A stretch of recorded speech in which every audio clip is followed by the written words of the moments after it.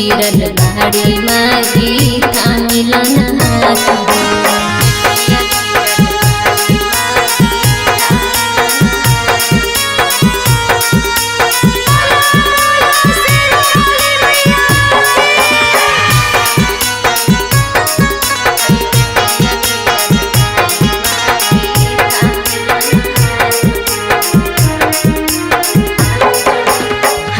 जोड़ी के विनती करिले पूरा कदलल साहो। हर साल नवरात्र में माई बैठाई हम कलसा। हाथ जोड़ी के विनती करिले पूरा कदलल साहो।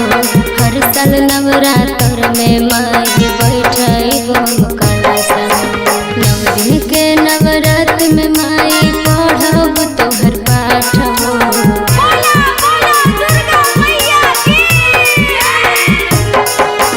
9 दिन के नवरात्र में माई पढ़ब तोहर पाठ हो। हई बेटिया गिरल बाड़ी माई थामिलन हाथ। हई बेटिया गिरल बाड़ी माई थामिलन हाथ।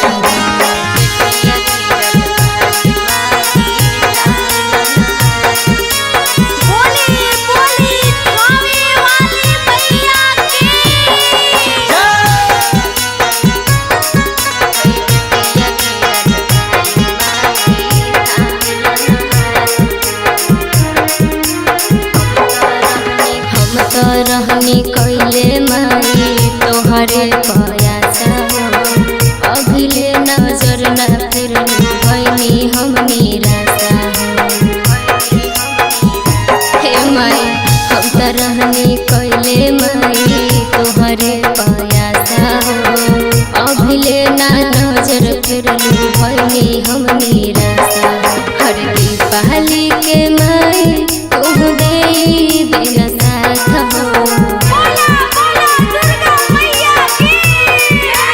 हे माई दीपावली के माई तू देई देना साथ हो। हई बेटिया गिरल बाड़ी माई थामिलन हाथ।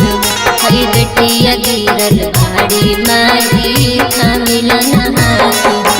प्रेजेंटेड बाय कलश रिकॉर्डिंग स्टूडियो चेवाड़ा।